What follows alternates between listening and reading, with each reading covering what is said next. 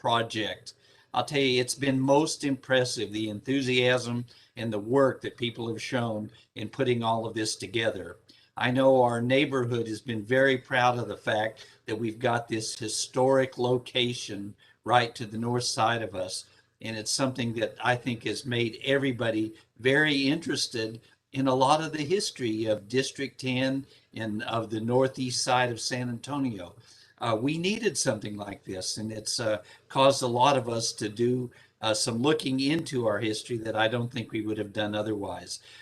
First of all, we have to give our biggest shout out without question to Everett Fly for the work that he's done in organizing all this. I think it's just wonderful that everybody's gotten together. Yeah, let's give him a hand there. That's a great idea. Yeah, no, this is wonderful that this could have happened. I also want to recognize the fact that a number of our Northern Hills residents have had to participate in this because their backyards backed up to the cemetery, and they've adjusted their fences. They've done all that work to help us preserve the cemetery, and I think that's really great. I am most interested too this morning in getting the opportunity to hear from the historians who have worked on this, who've talked about it. And one of them I want to recognize is a resident of Northern Hills. He's Air Force retired Major Michael Wright. I'm glad that he's here today and is going to be able to say a few words as well, along with the other historians that are here. The other thing that I think is very important is that we're about to hear too about the fact that the Hockley Cemetery is going to be a cultural heritage site. I think that's wonderful, and it'll be something that we can brag about in future. And so that's something too that we'll be talking about. Now, we need more recognition for this area, and I think we're getting it now. And with that, I guess we need to turn the program back over to Everett so he can go ahead and announce some of our people that'll be speaking today. Again, a virtual welcome to everyone to Northern Hills neighborhood. Thank you for being with us, and thanks to all the people who are watching this wonderful program this morning. Thank you.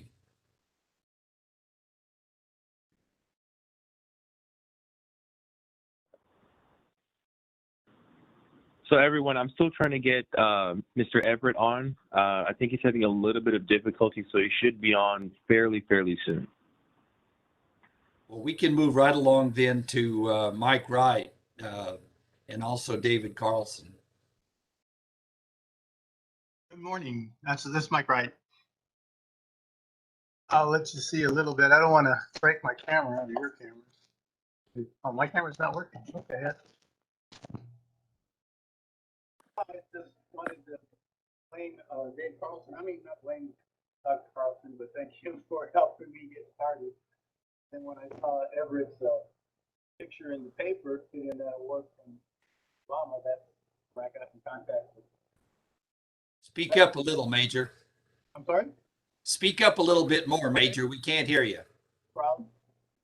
Just wanted to thank, like I said, I was blaming Dave Carlson on this for getting me really rolling with it. And then when I saw Everett Fly's picture in the paper, that's when the ball really got, rocket took off to get this recognized and cleaned up. That was amazing, all the meetings we've had and the cleanup crews that came out there. It made a big difference. Thank you all. I mean, that's all. I mean, I can tell you, I just walked my kids by there and thought there was somebody's backyard that was all messed up, walking into school. And then when I was in the Citizens on Patrol, somebody mentioned there was a cemetery back there. I said, "There's no way." So I jumped the fence and I couldn't find anything. And my oldest son and I jumped the fence again, and we still couldn't find anything. It was like a jungle. You had to hack your way through it. Yeah, it was really overgrown. Oh, mildly stayed overgrown.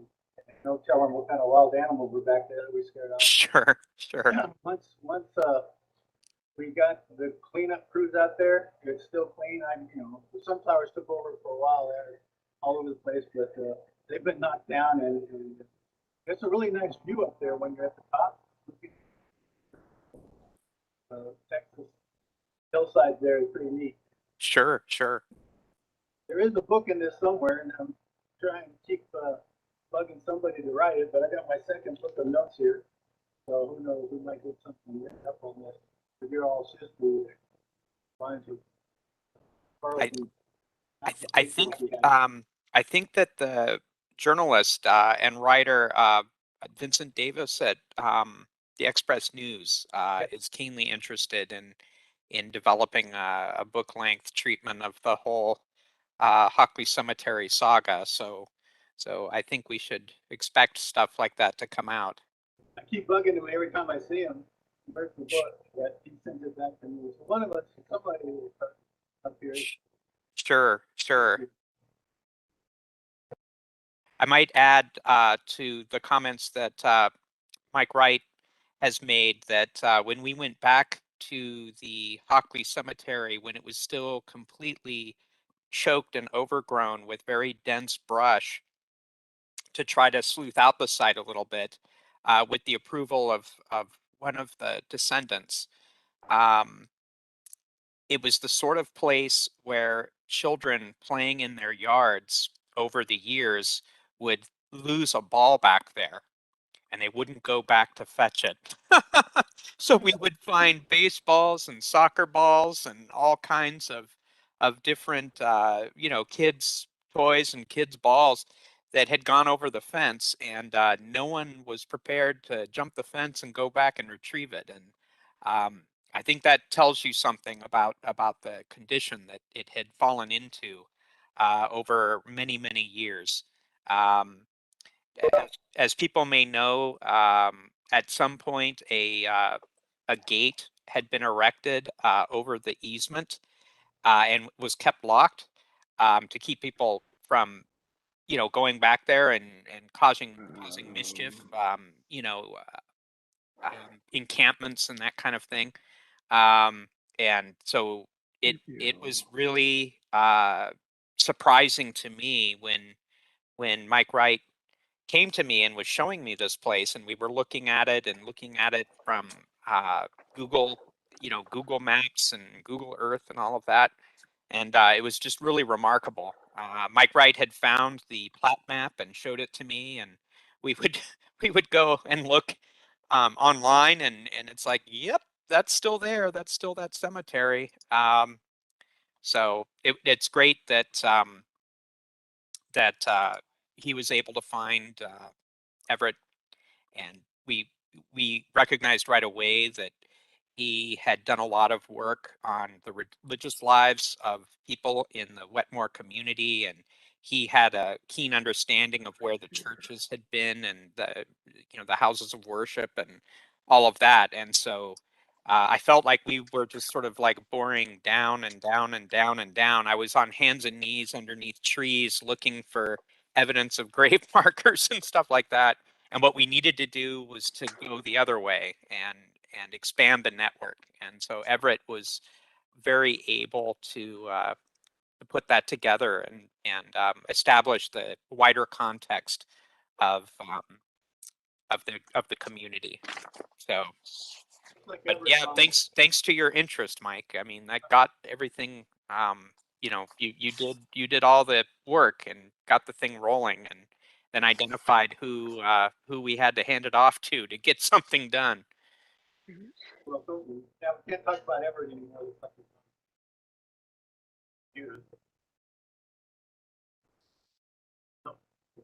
Okay, Everett, it's your turn. Thanks everybody. I had a little technical difficulties.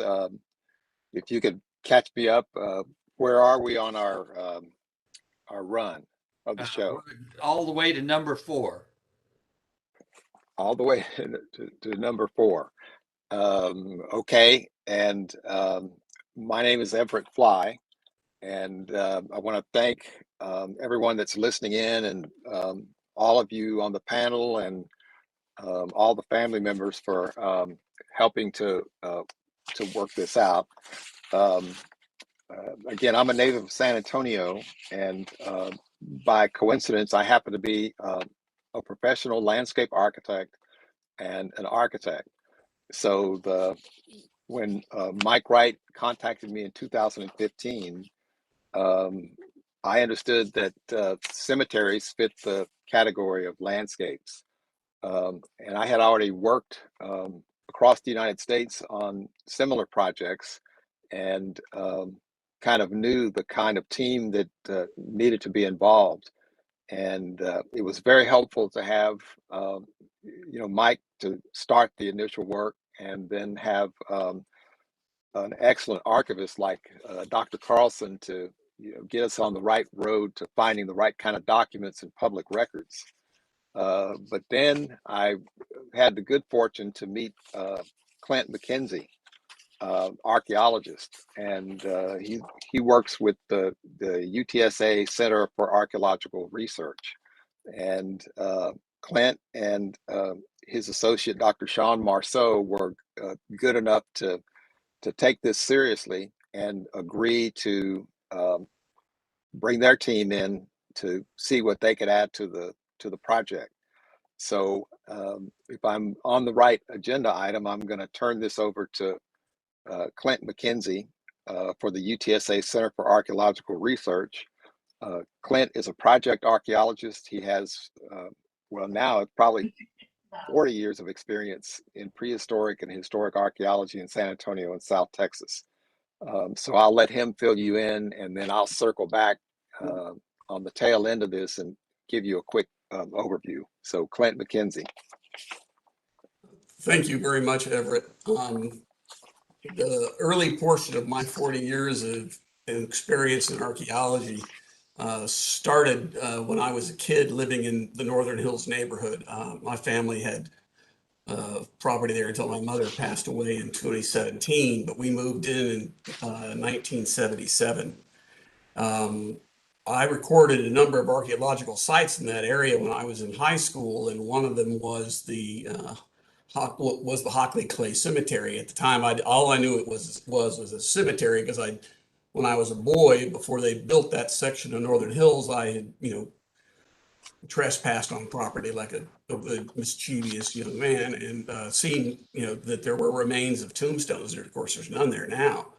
That's the only reason I knew it was a cemetery. I didn't have any of the archival evidence. I was, I think 9 or 10 years old. But I recorded that as an archaeological site in 1990. And so when I got called by Everett as a result of the work of Mike Wright and Dr. Carlson, it was really nice to kind of come back home to the archaeology of this, and glad to be a part of what this became. I'm going to go ahead and do my share video and do maybe a 10-minute or so presentation on just the high level of what we did with this project. And let's make sure it's working. How are we looking here, folks? Good. Is it up and running? Good. Okay. So I think most of you know, but for those that you don't, this cemetery is up in far northeast San Antonio, and it is within the boundaries of the Northern Hills neighborhood. And if you wanted to place it somewhere, it's basically off Higgins Road and Lane, there between Thousand Oaks and Nacogdoches, up in that corner there. And it's that blue star on this particular figure. And this area of the county, while San Antonio has a history that goes back to 1718, this area was not actually settled and granted for settlement until the 1840s. Previous to that, this area was part of the Monte Galvan, which was the rancho for Mission San Antonio de Valero. In any event, this area, there was a large 1 league grant to Louis Knipe, and this purple square that you see over here is the tiny portion of that is the property that becomes the location of the cemetery. Now, the land that we're talking about went through a number of different sales over a period of about 25 years until it was purchased by Henry Jackson in September of 1871. And so this list is an abstract list. It lists who owned the property from 1846 when it was granted up to in this case, it just goes up to 1980, but we have it to the present, of course. The Jackson and Clay and Hockley families are all interrelated. And between those families, this piece of property that contains the cemetery stayed in that family's possession for 100 years, 1871 to 1971. So this is called a stoner map, and the stoner maps are a great benefit to researchers like Everett and myself to look at what the built environment looked like in 1929. And this is a close-up of the stoner map of that area of Bexar County. And you can see where Higgins Road is, and you can see where Earl Lane is. The green lines are current modern streets: Bell Drive, Thousand Oaks, and Stall Road. All of that green encloses what is the Northern Hills neighborhood. And the red box that you see up there is that same purple box from the previous page, but it shows how the property has been subdivided and shared out between other members of the family. And so you've got Mary Hockley having a L-shaped piece of property that coordinates with a piece of property by H. Jackson. And then below it, you have the estate at this time of Alonzo Hockley. And so that's that piece of property. And so Jane Warren, who was a member of this larger family, she is the one who actually dedicated the cemetery. And she filed that in the deed records of Bexar County. And so we have that deed. And she said that, the property will be used as a burying ground and graveyard. And she dedicated a road for it to support it. That the family and people who have a right of access to it should have unimpeded right to continue to use that as a cemetery. And that was in 1908. So now, you can see that the cemetery itself is, now 116 or so years old. So one of the things that we wanted to do is to take these historic maps and then compare them to historic aerials to see if we could to see the cemetery in existence during the historic period. And so we went through a whole palimpsest of these different maps and aerials. This aerial and this map are together. They're part of the same stoner map system. And you can see, I'll use my cursor here. This is the dedicated road and the cemetery itself using the geographic information systems mapping technology. And you can see that there's a building here and there's land that surrounds it. There's another different use of parcel here. This blackish dot is actually a lake, along with the different parcel use here. This is all farming fields here, and this is a whole series of houses. But the area that is the cemetery, again, you see there's fields over here and here and here surrounding it. But this area is almost park-like. It's got trees planted in it. There's a line of trees here that is the line of the entry to the cemetery itself. We found the gate posts in the fence itself, pieces of it. So it's clear that this is being used at this time as a cemetery. But we also took that same notion and we carried it forward and looked at all the historic aerials available from 1929 all the way to 1986. And you can see that you see trees, you see the fence line here, you see trees and other things. You see some buildings here, but I think those buildings are actually either on the line or just over the line. It's just the way the projection laid out. And then again, here we have 1955, and it's less visible to see that there's another line of trees that is here. But again, you still have this almost park-like cemetery, right here next to the Hockley-Clay farm. Here's that same lake we saw before. But by the 1960s, you still see this, the trees in here have grown up, but it's not grown up in the sense of the way we saw it, 4 years ago. I mean, it's still maintained. You can see there's clear ground all around here. It's a very, very park-like cemetery. And here's the same family home complex, same lake over here. But now we move to 1973, and this is now 2 years after the property's been sold.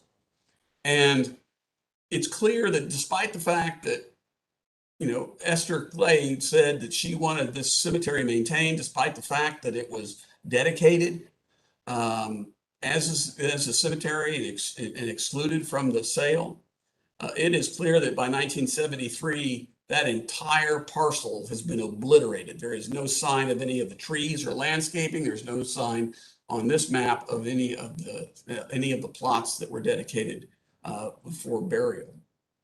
And then here's another one from 1986. While the property was conveyed in 1971, you can see here in the 73 that the houses are still present. That's because the Hockleys were allowed to continue to farm the property, and it was being farmed as late as 77 and 78, because I saw them farming when I was a boy. And this is in 86. They built this unit in about 1982, 83.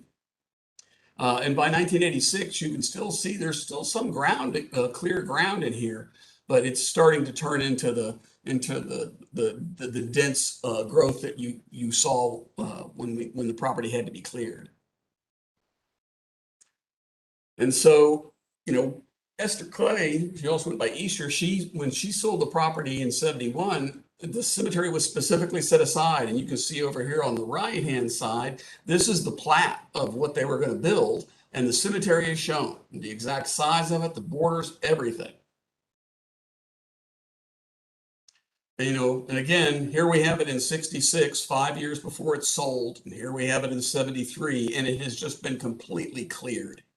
And when I was a boy and saw this, I went walking through these fields looking for arrowheads, and came down here, and there were fragments of tombstones. That's the only reason I knew that there had been a cemetery there.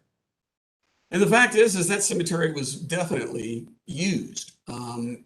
Cemeteries were segregated at this time. The Wetmore Cemetery, which is over on Higgins at Stall, did not permit the burial of African Americans. And so this, just like the Winters Jackson Cemetery and other African American cemeteries, not only in Northeast San Antonio, but across Texas, these had to be specifically set aside cemeteries so that families, African American families and communities, had places to bury them. And we have a number of death certificates from the archival record, as well as from notices in the San Antonio Register, a prominent local Black newspaper, of people being buried in Wetmore, Texas, and or at the Hockley Cemetery from 1912 all the way up to 1971.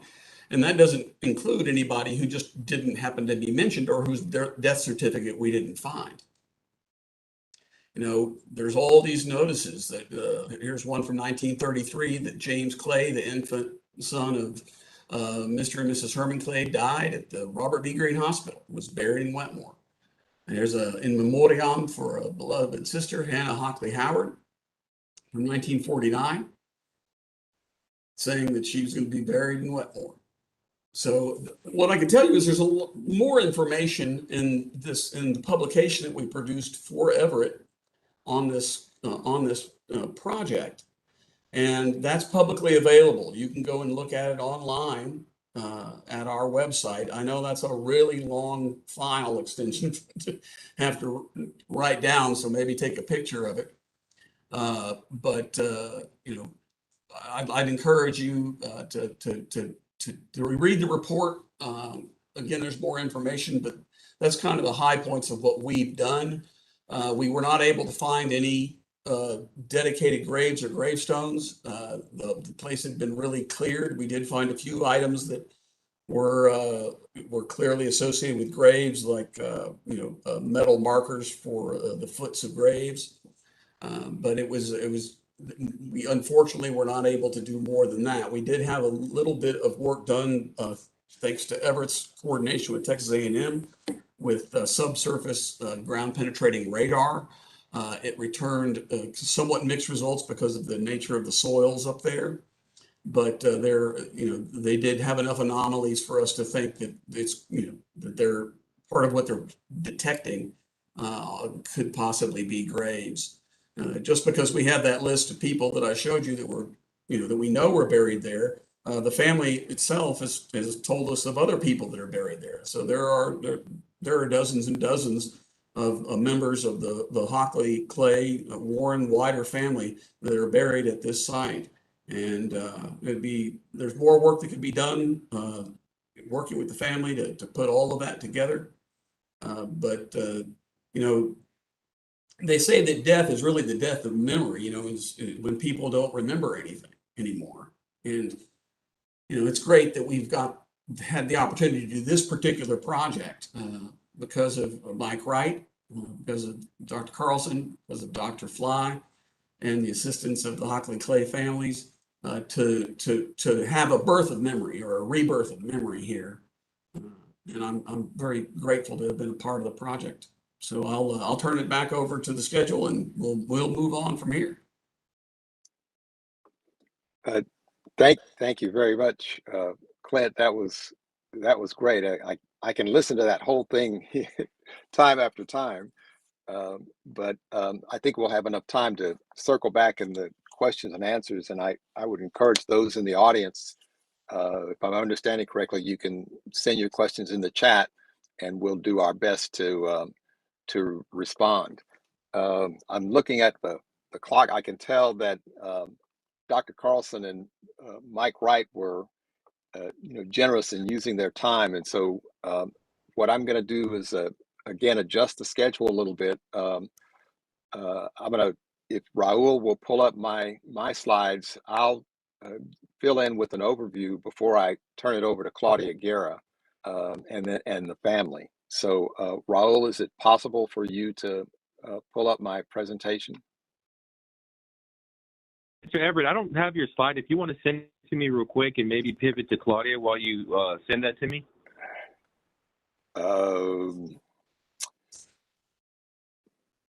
I've sent it twice. I'm trying to figure out what to do.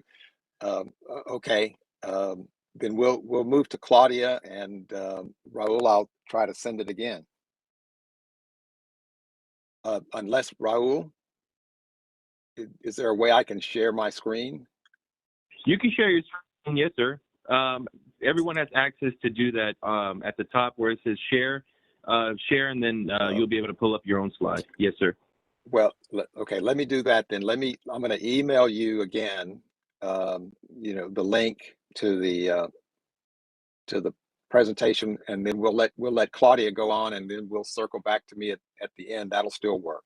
So Claudia Guerra is a staff member with the City of San Antonio Office of Historic Preservation. Claudia just happens to be an outstanding cultural historian. She was born in San Antonio and went away and then came back and has really done an excellent job with our Office of Historic Preservation. San Antonio, by the way, is one of the few municipalities with a historic preservation department that has permanent positions for cultural historians and archaeologists. So Claudia Guerra, it's your turn. Thanks, Everett, for that kind introduction. And I agree. I could hear these stories over and over again. I love listening to Clint's presentation and reading the report, which Clint, I just reread again the other day after you and I talked. And all of Everett's findings have just been so exciting for our office as well as other heritage professionals in the field. So thank you, Everett, for inviting me. Thank you, former councilperson Mr. Gallagher, for being here. Your support, councilman, all the council representatives' help on preservation is always so needed, because without your encouragement, without your support, we couldn't preserve and do the work that we do. I also want to thank my colleagues in the heritage profession here. It's always exciting to work with you. And most importantly, I really want to thank the family, because without you, preservation, not just of this property, but any property that we work on, just wouldn't be possible. I like to say that this project in particular represents the spirit of preservation. It's not just about grand architecture. It's not just about mansions in King William or Monte Vista. It is about preserving what's important to people. So it's really about people. And preservation, the other phrase I like to use is preservation of the people, by the people, for the people. So thank you very much to the family members for really speaking up about what's important. And clearly everyone else on this call felt that way too. And it was just a treasure and a gem to help begin to understand. And I also like to point out that preservation doesn't happen in a vacuum. I know that our office, people might look at it as being the expert in the field, and we're not. We really rely on all the other experts to come together, just like we have on this project, to make something work. And we talked about this receiving cultural heritage recognition. I'd like to just explain a little bit what that is. And I like to have conversations. So if somebody has a question, just, raise your hand or just jump in. I always worry when I hear myself talking and talking, especially with these headphones. It's like an echo chamber in here. So there are different ways to preserve. The most known way is landmarking something, and that comes with all sorts of regulations. It comes with approvals and processes, which are all great because we need that. The ultimate goal for preservation is to make sure we don't lose something. We don't want something demolished or lost, or as Clint so poetically put it, if it's lost to memory, then it's gone. So while landmark designation is probably the epitome of preservation, there are other ways to do that. And that's something that our office has been working on, is trying to figure out ways to do it, because sometimes designating a property isn't the best way. It's going to protect it, but maybe it doesn't work for property owners. Maybe they don't want that designation, or maybe it focuses on keeping a property in a certain status that is really not good for a property. Examples are legacy businesses, where businesses, what's really important is the service that they provide, but maybe the building they're in doesn't really matter. So how do we recognize these places and ensure they're still there to serve the community? One of the ways we've come up with is what we call cultural heritage recognition. Having said that, I do want to say, after reviewing documents, the latest documents that Everett provided earlier late last year, and looking at the UTSA CAR report, this property actually does qualify for designation. And that's something that we can talk about as a next step. But for right now, we know that it fits within the cultural heritage recognition, and that's what my office is keen on giving to it. My understanding is that everyone involved would like to see that. The families would like it. Everett certainly would like it, and certainly it meets all of the needs of getting that sort of recognition, which are basically what we've talked about, that it's a historic place and it's important to people, and it's important to a wide variety of people. And now that there's documentation about it, we're able to tell its story. So the way we want to do that is actually, and Everett may not, I don't think I talked to him about all of these, but we actually want to do 3 forms. We want to do the cultural heritage recognition, which means it will be documented as a place of cultural heritage. What we do with that is it builds awareness. It doesn't come with the same level of protections, but it is still an awareness, so that if the properties were to be sold again, what was happening in the 70s and the 80s cannot happen again, because we are aware that this is a cemetery, and we are aware of its boundaries, and we are aware of how important it is to descendants. So that will take us to the Historic Design Review Commission. I'm working on a February date. I hope family members will come. So I'm trying to work on a date that will give everyone enough time to come to the meeting, which right now we're back to being virtual because of COVID. It's always fun when we do that in person because you get to meet the commissioners and everyone gets to applaud and celebrate with each other. So I'm still hoping that will happen, but we do want to move this forward. And then two of the other forms of preservation that we have are something that's called There's a Story Here. And what we do is we collect video and audio and tell the story of the place. And then we make that live. We work with Texas Public Radio on this. We put it up on our website. And so this qualifies for that. So I want to be working with you over the next few months to put together a segment for that. And then that will really bring it into the light even more because we'll be able to spread the word to more people. And then the final thing that I would like to do is the other program we have, which again, we just started these last two programs over the last year during times of COVID, is something that's called the Alternative Historic Marker campaign, which, as some of my heritage colleagues know, getting a Texas state marker can be really cumbersome and it can be very expensive. And sometimes they're not that beautiful to look at. At least they're there, but they're not as easy to get as we would like to do. So in order to speed up processes, we've created a program called the Alternative Historic Marker campaign, as I mentioned. And what we do is produce our own form of markers. These are not the expensive cast in some form of metal and stuck in the ground on a pole, but they are these nice size plaques that we can post, and perhaps, working with the family and Everett, we can decide where that will go. But it's reminiscent of what the Texas Historic State Markers try to do. We just can make it happen much more quickly and much more inexpensively. And so we want to be talking to you about that soon. Those are the primary ways that we can move forward very quickly to recognize the significance and the importance of this place and bring that awareness to a wider group of people.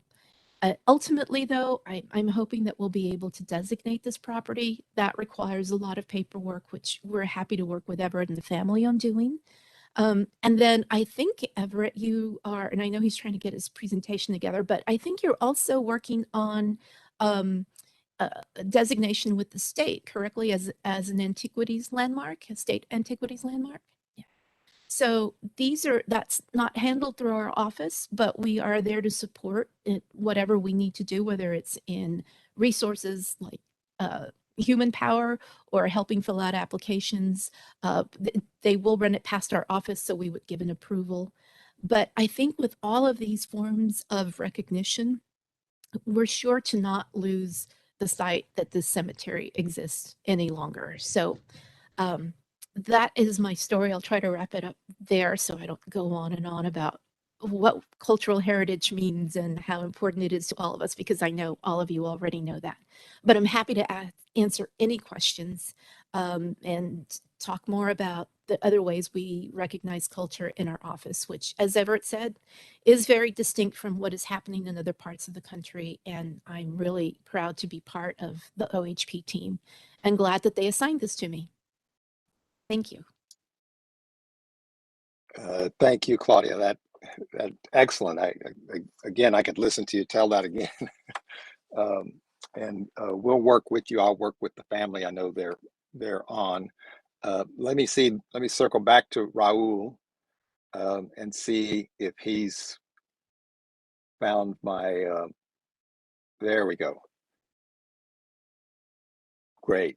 I wanted to do this, make sure we got to see this, and I'll move quickly. But what I've done is attempted to kind of document the process. Like I said, I could tell that Mike Wright and Dr. Carlson were quite humble in describing how this began. But I had never met Mike Wright, and he contacted me in the fall of 2015. It might have been a phone call or an email, and asked if we could have coffee.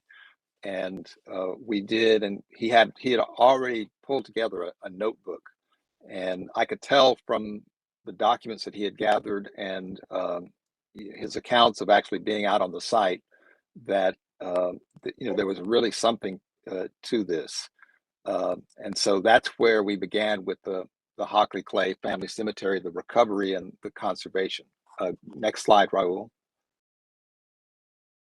I would like for everybody to understand, I'm sorry for the text overlap there on the slide, but by the time we got to where we are today, there was nearly 26 or 27 different entities, groups, organizations, individuals that sponsored, volunteered, partnered to get this done.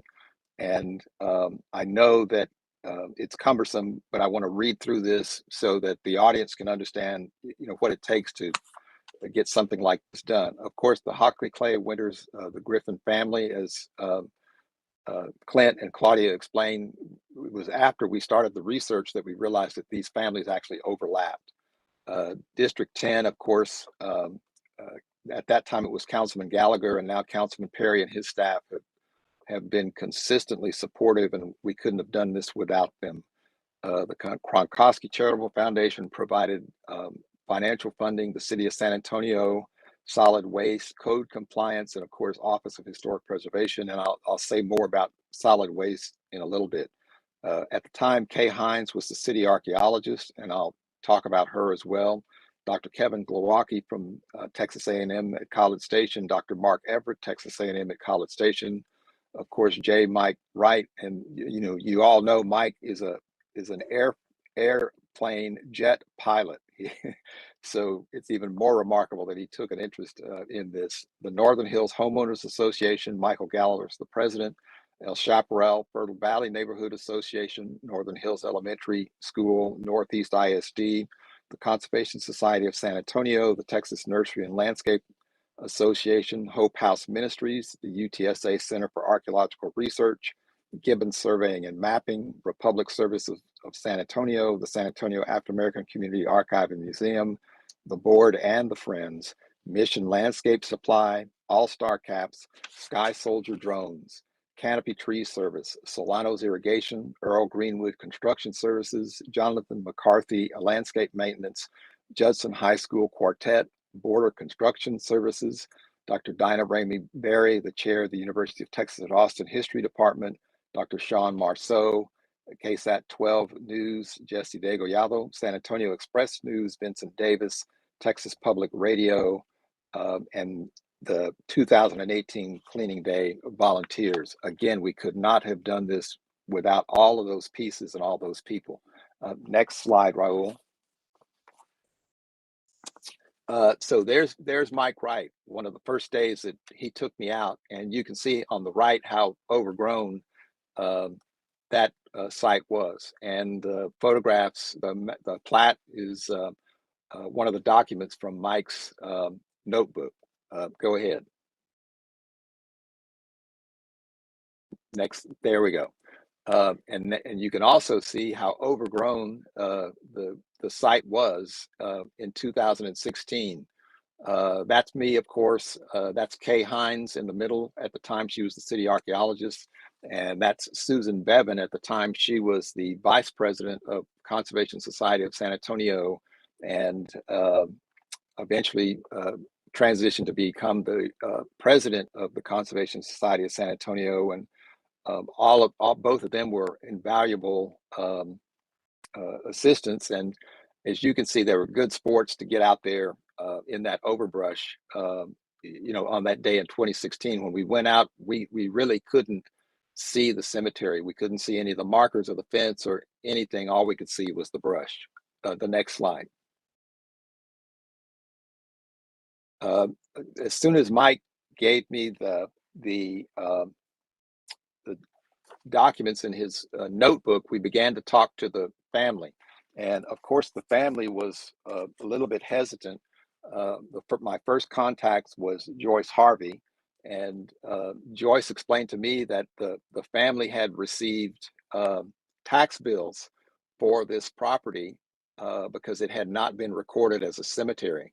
And once I told Kay Hines about it, Kay took this kind of documentation, as you heard Clint talk about, the census records, the death certificates, etc., and went to the tax office and had all the tax bills relieved. So all the taxes went away, but those bills actually frightened the family and suppressed their interest and efforts to preserve the cemetery. Next slide. As you heard Clint talk about, one of the first people that we saw in the records was Jane Warren. And Jane, it turns out Jane had filed registration for her cattle brand in 1875. And these are copies of Jane's cattle brand certificate and Mary Day Freeman's cattle brand certificate, courtesy of the Bexar County Spanish Archive. Dr. David Carlson helped me track these down, and I took it as an idea and developed the notion of putting Jane's cattle brand on caps and other African Americans. By the time we got to the end of this research, we had found more than 100 African Americans in Bexar County who had filed cattle brands from 1856 to 1945. Next slide. And so the first days that we were out trying to plan and figure out how to clear this site, the top left, you can see that's how dense it was at the entrance. And the slide on the right, the picture on the right, is a drone aerial in 2018 that shows you how thick the overgrowth was. Next slide. And in 2018, we acquired city permits for brush removal. And to my surprise, the Department of Solid Waste Management made a deal with us, and they said that as much of the brush that we could drag out to Ur Lane, they would pick it up and haul it away. And so that lit a fire under me. And in about 4 months, we collected more than 300 cubic yards of brush and pulled it out of the cemetery and drug it down there to Ur Lane. And the staff was, the solid waste staff was excellent. Whenever we would call and set up a pickup, they would come with the truck and the claw and pick it up and haul it away. Next slide. As Clint mentioned, we did find a few artifacts, not a lot, but enough to make it clear that this had been a burial site. Next slide. And also, as mentioned, we were able to get Texas A&M at College Station to help us out. Dr. Keith Everett brought his class down, and they did ground penetrating radar.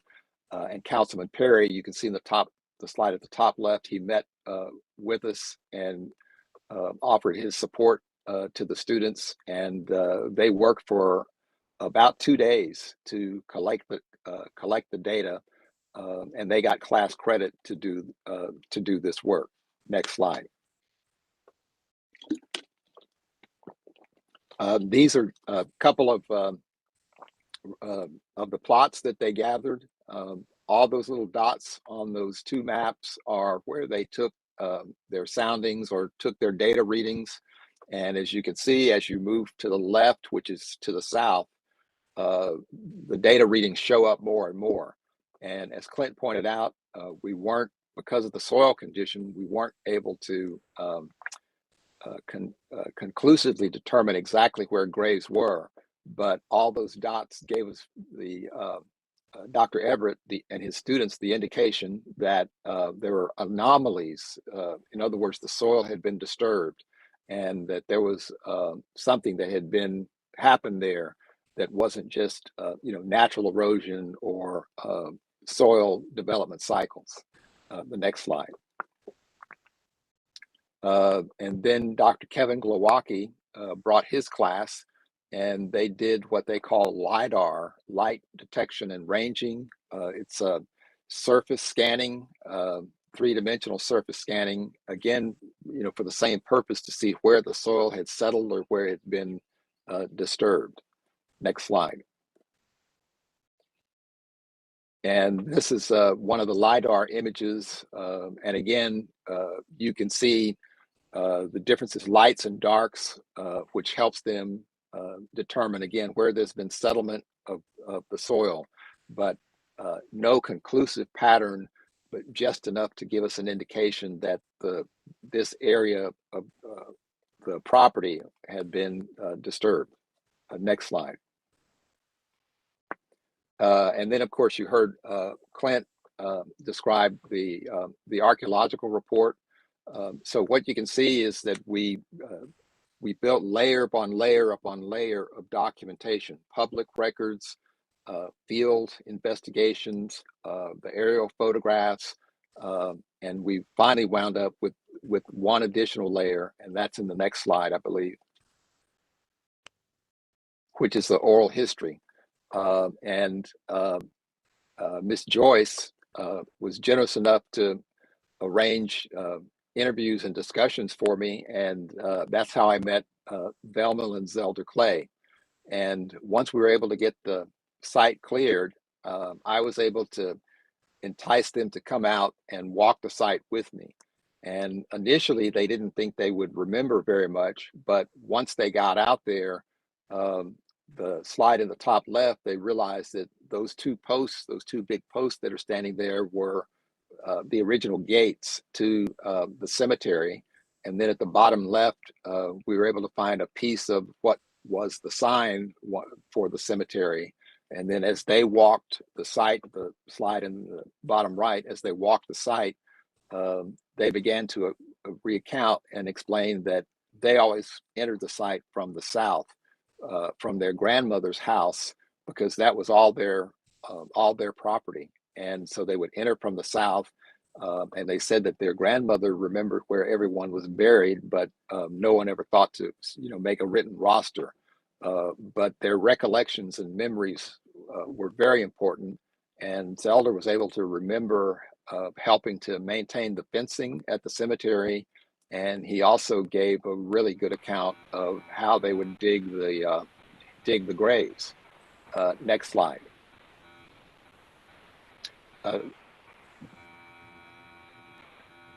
This set of documents came from Tony Satterwhite in Houston, and she was very generous to share these with us. These are from a family collection of albums and obituaries. And one of the at the bottom left, one of the obituaries is for Louise Clay, who was born in Wetmore in 1893 and passed away in 1986. And so this obituary actually matches, for example, one of the death records that Clint found, and it's included in the archaeological report. But one other thing that these obituaries helped us do is this one in particular, Louise Clay, it says that she was a member of the St. James AME Church. And I hope Clint and Claudia heard what I said. I'm going to repeat that, the St. James AME Church, which is also another important African-American historic resource that we've been working with collectively in downtown San Antonio. So these obituaries are invaluable, and we have a whole set that Tony has allowed us to work with and look at that will help us connect the dots between these families, other African-American historic families, other African-American historic resources in San Antonio. Next slide. Next slide. So once we got the site cleared, we were able to determine that there had been encroachments on the south end of the site. That's to the right, and you can see that at that right edge, that fence is a little bit irregular. And Mike Wright noticed that the first day that we were out clearing in 2018. But go to the next slide. But Gibbons Surveying donated the survey, and this is the plan that they developed right here. They're licensed land surveyors, and so they developed this survey, and you can see the gray access on the right to the cemetery. The cemetery is in the light green, but the kind of purple and gray is the area of encroachment, where these two neighboring properties had encroached 6,000 square feet into the cemetery. But once we had the survey, we were able to compare records with the subdivision office for the city of San Antonio. And then I think just about half of the people on the call, Mr. Gallagher and Mike Wright and others, approached these property owners about returning the 6,000 square feet to the cemetery. It took some negotiation, but last February, we were able to complete that. Next slide. And one of the neighbors had built a shed. That's the slide at the top left, the photo at the top left. We tried to find a way to move the shed with a machine, but it was too risky. And in the photograph in the middle, that's for real. We literally moved that shed by hand. We put it on rollers and moved it onto the legal boundary of that property owner before that new fence was built. And then the other property owner had installed an irrigation system. And so we got a licensed irrigator to come out and modify the system so that it did not extend onto the cemetery property. Next slide. And so we wound up border construction, constructed the fence, and you can see them in the process of doing the work. The bottom left, you can see the new fence, and in the middle of those two slides, you can see the posts that were left from the original fence, and you get an idea of how much land we recovered. Next slide. And so the recovery of that land allowed us to do what you heard Claudia describe. In other words, we would not have been able to ask for the designation if we didn't have control of the entire acre and a quarter site. And so if you went out today, this is the kind of view that you would see at the cemetery. Next slide, Raul. And as I mentioned, as I've worked across the United States on these kinds of projects, it's become clear that lost and abandoned African-American cemeteries, it's not just a San Antonio or a Texas issue, it's a United States and a national issue. Next slide. And so I want to bring to your attention the HR House Resolution 1179, the African-American Burial Grounds Network Act. The Hockley and the Clay Cemetery, the Winters, the Jackson, the others that we have even here in Bexar County would be perfect candidates for this, where these sites would be documented, cataloged, a database would be built, and whatever overlapping research would be necessary to repatriate or return them to the families or the descendants or the cultures that originally created them. Next slide. And then by coincidence, on January 25th of 2022, at 2:30 in the afternoon, Senator Sherrod Brown of Ohio and the Honorable Lonnie Bunch III, the Secretary of the Smithsonian Institution in Washington, D.C., are calling for a discussion, an internet, a virtual discussion on preserving African-American cemeteries. The link to Senator Brown's office is there at the bottom. I hope some of you will log on and listen again, because this is a national issue. It's a set of national historic resources that have been erased, vandalized, mistreated, and we've lost so many already, but there are many that we could still protect and preserve. So I hope this gives you kind of a context of what we were doing and why we were working so diligently to protect this cemetery here in San Antonio. So with that, I'll go back to the family. Mr. Hockley-Clay is here, and Miss Tony Satterwhite. And Belmont and Tony, I don't know which one of you wants to go first, but I wanted to turn it over to you as family members for whatever comments and thoughts you want to share with us.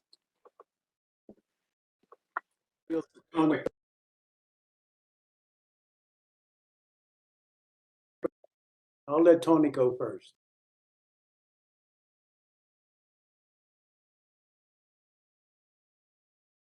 Can you hear me okay? Okay, good afternoon, everyone. Just like everyone else, I just want to say this was a very exciting personal project for myself.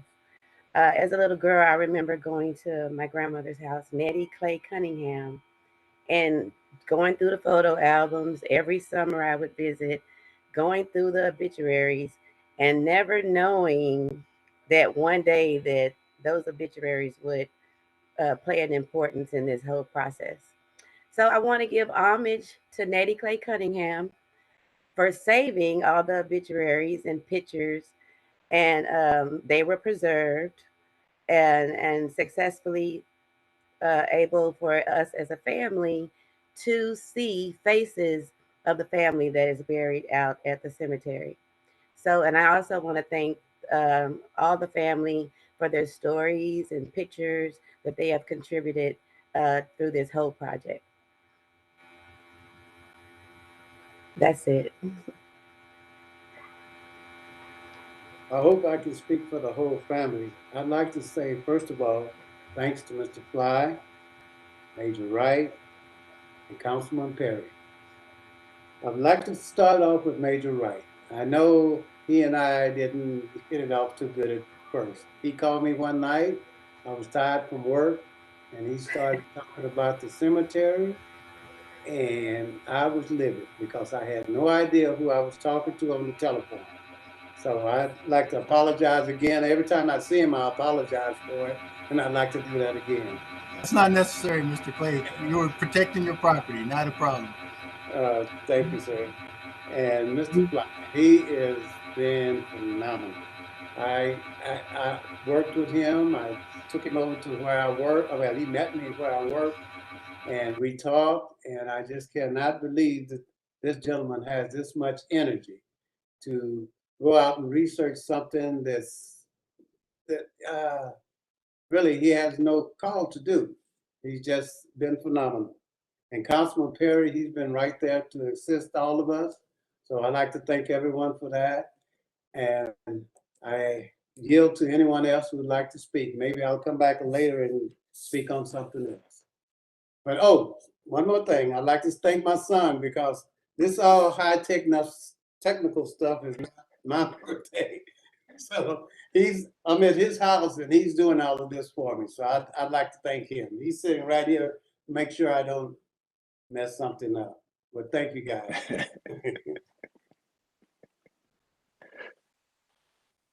Well, thank you both again. If you have any additional thoughts, we still have a couple of minutes. I'm not checking the chat, but I wanted to make sure we leave time for question and answers. But I don't know, Tony, if you or Velma will share a little bit of a memory that you all had from the, going out to the farm. I know I talked to Tony many times, and she said she went out, in the summers when she was a little girl. And so I don't know if there's anything in particular. I went to my grandmother's house, Nettie. To the grandmother's, okay. Yeah, okay. And that's where she always had a stack of photo albums. And every summer, I would just find myself going through the photos and looking at the obituaries, not knowing that one day those obituaries would play a successful part in this whole process. Um, I did call a couple of family members in the last couple of days. I talked to Toby Clay, which is Quentin Clay, this morning, and he told me that Papa Dimp Clay, whenever they would go out to the farm, Papa Dimp Clay would say, "Uh-oh, here come them boys. Turn the water on," because they would go out there and kill the chickens. And then I talked to Nettie Clay's Cunningham's oldest daughter on yesterday, and she just remembered she has 6 children, and she just remembered that one of her children would be scared to go out to the outhouse because they were scared they was gonna fall in.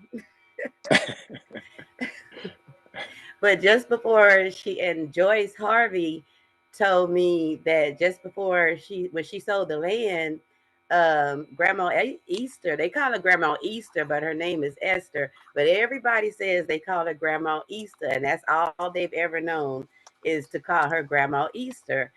That she was still using the outhouse and didn't have running water. So that's before she sold the land and then she moved on the west side of San Antonio. Let me see. I can't remember any. Oh, my cousin Linda Clay Foster told me a story of uh, Grandpa Dimp Clay. His brothers were Indians, and they would ride their horses over to their property, and they would be playing with the kids on their horses in the woods. And like Linda and I guess all her siblings, they would throw rocks at the Indians on the horses. And Grandpa Dem Clay would be sitting on the porch laughing because he knew it was his brothers that were messing with them on the horses, but they would hide behind the trees and make noise and stuff like that. So the Grandpa Dip would be sitting on the porch cracking up laughing because he knew that was his brothers. I think that's all I can remember stories that people have told me. All right, thank you, Velman. Any last thoughts? Yes, sir. Mr. Fly, you showed the picture of you guys moving that building by hand. And I remember when you and I first met out there, I told you about the grave marker I saw in the corner when I was a little small kid. And we used to call it the graveyard. We didn't call it cemetery back then. And I was afraid to go up there, but my cousin took me up there and he says, "This is the graveyard." And I'm going, "Oh." And he says, "Grandma knows where everyone is buried out here." And I said, "Okay." I say, "Well, Yeah. grave is that over there?" And he said, "Oh, that's grandmother's brother-in-law." And I remember telling him that that's the only grave marker that I ever remembered being up there. So I appreciate you guys really getting the effort to retain that land back to the cemetery because uh, that brought my memory back, and I appreciate that. Sure, thanks. One last thing I'll say just for context is I have been talking with as Claudia pointed out, I've been talking with the family about the markers, but we will be working. I had promised Mike Gallagher and the Homeowners Association that we would develop some ideas for a permanent fence and a permanent gate. So we'll be working on that in the future, and a way to continue to maintain the site so that it doesn't go back to where we started in 2015 and 16. So Raul is telling me that there are no questions, but we have a few minutes. I don't know if any of the other panelists or anyone has anything else they'd like to contribute or like to say. Everett, it's Clint McKenzie. I'd like to say a couple of things, and not to take away at all from this alternative marker designation that Claudia has mentioned.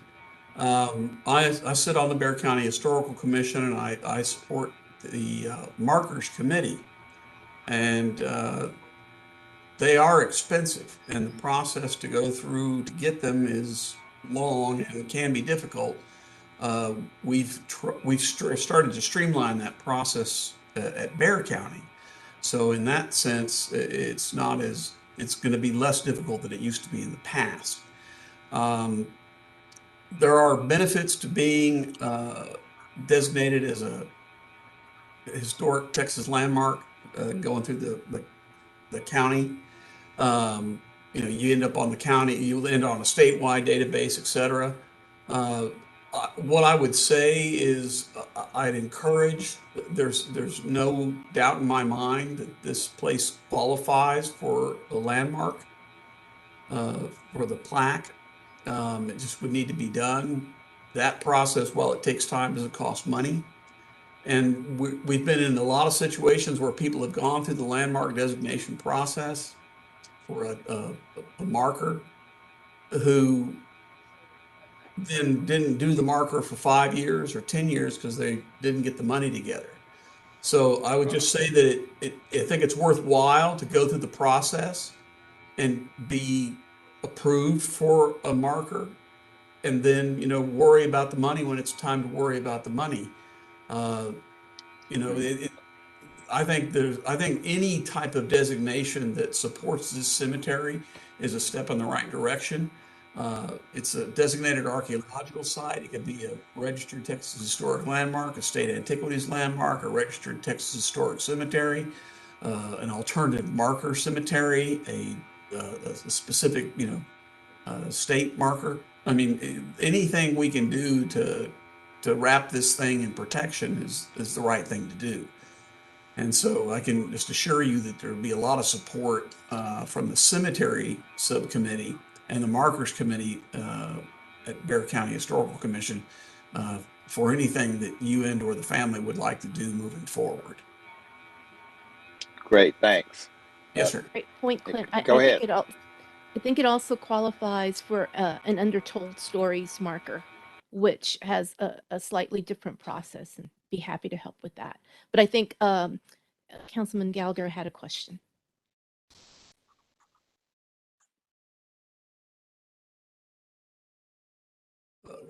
Councilman, you're still on mute. There we go. Yeah. I just wanted to say that after Clinton's comments, what we've got to do is make sure that we get a marker established, and I will make sure that the neighborhood backs that effort completely, because I think that is a great idea and one that'll help for everybody, the message that this is a special place and we all need to recognize it. And the other thing I'd like to add before we all go is I want to thank everyone who participated today. This was a wonderful event, and I think people learned a lot from what was said here today. So thank you very much, Everett, for getting us organized and for having this event today. Thanks, Mike. I'm willing to let that be the last word. I know there's a couple of questions in the chat, but I'll ask Raul to get that to us, and we'll answer you like email. But thank you all, and don't let your hats blow away today. Thank you, everybody. Good job. Thank you, everyone. Bye. Bye.